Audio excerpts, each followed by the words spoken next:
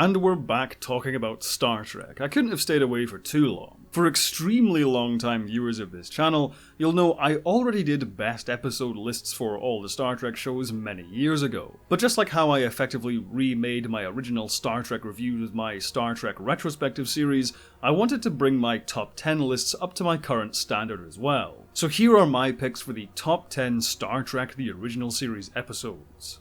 But before we get started, this video is kindly sponsored by AtlasVPN. Internet security and data privacy is something I personally take very seriously, and thanks to tools like AtlasVPN, the task of keeping what you want to keep private is made a lot easier. Click the link down in the description for a massive discount on a 3-year plan. VPNs help keep your location and other private data hidden by rerouting your internet connection through a network of different servers. Not only does this help you with privacy, allowing you to engage with content without being tracked, it also boosts your speed, unlocks international content, and with AtlasVPN you can save a few pennies by finding the best online shopping deals. This is the best VPN deal on the market right now, as AtlasVPN is currently offering a huge discount. For just $183 a month, you can get a 3-year subscription plan for unlimited devices with a 30-day money-back guarantee. Thank you once again to AtlasVPN for helping me keep the lights on over here, and now back to the original video. First on our list at number 10 is Season 3's Spectre of the Gun. I know this is a bit of a divisive episode among fans, but for me, I think it's quite underrated. When the Enterprise intrudes into alien space, Kirk, Spock, Bones, Scotty, and Chekhov are whisked away to a strange recreation of the Old West town of Tombstone, where they are pitted against Doc Holliday and his gang in their famous standoff. There's a bizarre dreamlike, or rather nightmarish quality to the setting, with the half-constructed western town and oppressive blood-red sky. Along with its heavy atmosphere, the episode has a truly gripping sense of rising tension, as Kirk and co try desperately to avoid the impending confrontation. They try leaving the town, telling the locals what's really happening, constructing a gas grenade to tip the odds in their favour, but nothing works. The resolution is either fiendishly clever or a total cop-out, depending on who you ask. Spock deducing that the away team is in such an unreal place that they cannot come to harm. All they have to do is believe the bullets won't kill them. Personally, I fall into the former of seeing this as a clever resolution. It turns the dreamlike atmosphere of the setting into an actual plot device.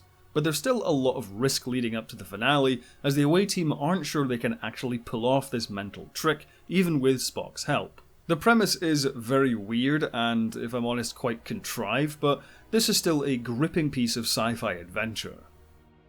Number 9, The Squire of Gothos. The Enterprise encounters Trelane, an alien being who has been observing Earth from afar and has become quite the fan. However, due to a time dilation error, he still believes Earth to be a warlike world and assumes Kirk to be a colonial conqueror of some kind, and delights in goading Kirk into showing his more savage side.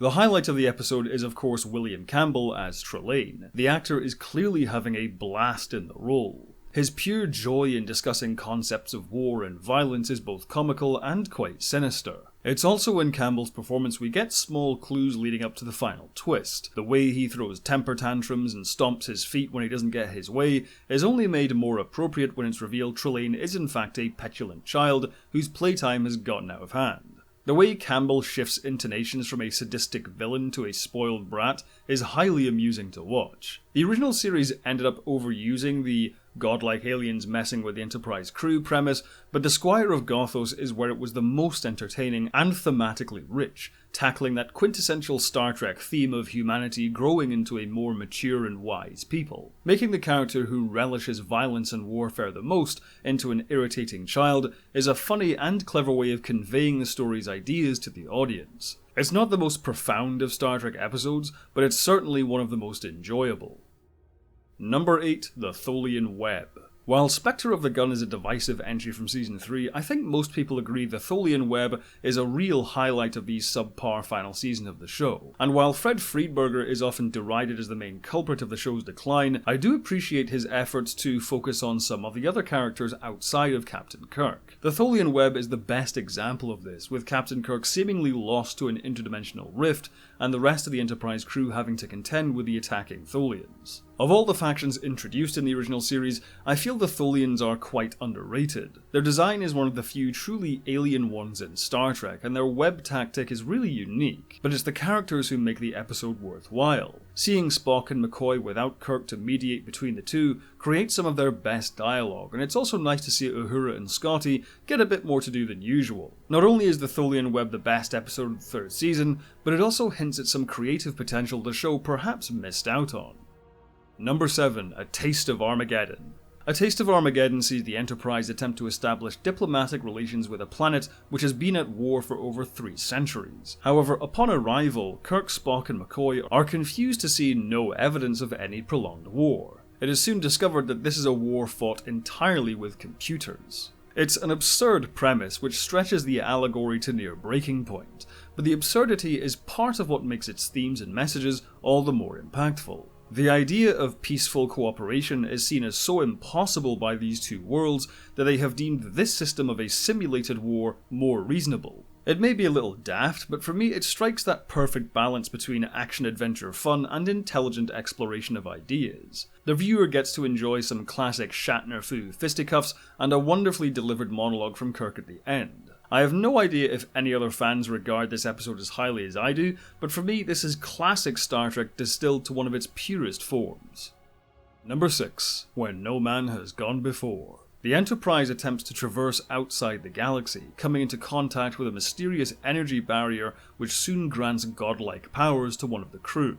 I think it's easy to see why this is the pilot which got the original show off the ground rather than The Cage. Don't get me wrong, The Cage is a good episode, but Where No Man Has Gone Before feels much more exciting and succeeds in getting us invested in the characters. William Shatner just nails Captain Kirk right out of the gate, and the rapport he has with Gary Mitchell, as well as the dialogue they share after Mitchell is exposed to the galactic barrier, gives us a real relationship to invest in. By the time Kirk is throwing down with some more Shatner-fu moves, there are real emotional stakes in this conflict. While its themes surrounding transhumanism are fascinating, it's this emotional core which makes the episode so gripping and kicked off the series proper with a bang. Number 5. The Galileo Seven. I feel like it goes without saying here, but I wanted to state my own opinion on this. Spock is easily the best character in the original series, and the Galileo 7 is a great illustration of why. When shuttlecraft Galileo, commanded by Spock, crash lands on a desolate planet, the away team clashes harshly with Spock's cold, logical command style as they fight against hostile aliens and race to get into orbit before the Enterprise is forced to leave them behind. Although we'd had a glimpse of Spock's inner emotions before this episode, the Galileo 7 grants us a deeper understanding of the character without breaking down his logical walls. For most of the episode, the viewer is on the side of the away team, frustrated at Spock's seeming lack of humanity as the situation on the planet's surface deteriorates. Which is why his impulsive and risky decision to send up a last-minute flare to the Enterprise comes as such a surprise. Yet it's also the Rosetta Stone in a way for how Spock ticks. His chief concern is always the safety of his fellow crew members, and he uses his sense of logic as a tool in achieving more emotionally motivated ends. It comes close to being my favourite Spock-centric episode, but that will appear later on this list. Number 4. This Side of Paradise. The Enterprise visits a Federation colony expecting to find the colonists dead from radiation exposure. However, not only are they not dead, they seem strangely happy and content, and soon the Enterprise crew members want to join the colonists as well. This episode is really just the ultimate tragedy. There's no malevolent alien plot or a villain, just how a planet's environment happens to affect people. All of the colonists and eventually the Enterprise crew are truly happy. It's happiness induced through an outside means, but it doesn't make the happiness any less genuine. We can't really blame Spock and the others for wanting to stay on the planet, but it's a paradise at a high price, and the resolution is clever, if still quite cruel. At first glance, This Side of Paradise is a rather typical Planet of the Week story, but it packs a much larger emotional punch than usual. Number 3. Balance of Terror. When a Romulan warship attacks Federation outposts along the neutral zone, the Enterprise pursues it across space before it can report back to the Empire and potentially start another war. Star Trek's long history of submarine warfare in space begins with Balance of Terror, and in no uncertain terms, this episode just gets everything right. the gripping battle of wits between Kirk and the Romulan commander, the rising tension into explosive action, and the somber tone of the conflict, which is gritty and brutal rather than glorious. Star Trek has always had nods to great naval fiction, but I don't think the translation to science fiction has ever been more overt or better executed than in Balance of Terror. Number 2. Amok Time. The crew becomes alarmed when Spock begins acting emotional and even violent. Spock soon reveals to Kirk the Pon farr, the Vulcan 7-year mating cycle, which will kill him if he doesn't return home. Against orders, Kirk chooses to save his friend and return Spock to his homeworld. Most episodes surrounding Spock are terrific stories, such as the aforementioned Galileo 7. But while the Galileo 7 was focused on Spock's usually steely persona, here we see Spock at his most vulnerable. For me, this is the episode which really crystallized Kirk and Spock's friendship, as we see the lengths Kirk is willing to go to help Spock. It's a great character-driven story. Rather than an entire planet or the Federation being at stake, the central concern is the friendship between these two characters. Not only does the episode enrich Vulcan culture, with the first appearance of the Pon farr, the Vulcan salute, and the live long and prosper catchphrase, it also enriches this relationship between these characters. And number 1, Doomsday Machine.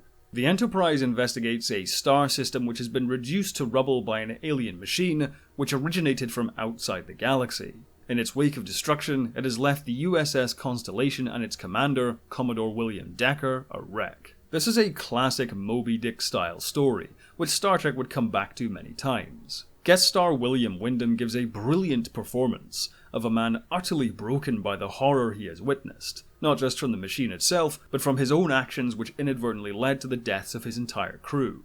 It's an action-packed episode filled with extreme tension and tragedy. The simplicity of the overall plot allows the focus to remain on the characters, with only speculations as to the origins of this mysterious machine. This action is nicely enhanced in the remastered edition of the series, lending the action some more spectacle which wasn't really possible at the time of the original production. Honestly, I was kind of surprised I put this episode in the top spot, but the more I thought about it, I realised Doomsday Machine has everything I love about the original series. It has the pulpy science fiction premise in the Doomsday Machine itself, that sense of excitement and adventure within the action, and the crucial focus on character in Commodore Decker. While other episodes may feature any one of these elements executed to a higher standard, this is an episode which embodies all of the strengths of Star Trek the original series. And that concludes my list. As I said, these are simply my 10 favourite episodes as opposed to the objective best, and I don't doubt others will disagree with me. So if you have your own top 10 Star Trek the original series episodes, comment below and let me know. Thank you for watching. If you like my videos, be sure to like, subscribe and share, and make sure to hit the bell icon to stay up to date with all of my new uploads. If you want to help the channel grow, join my Patreon or YouTube members using the links down below. There you can see videos early as well as some exclusive content. Speaking of which, I'd like to quickly thank all of my patrons and members who are now appearing on screen. Have a good one, and as always, live long and prosper.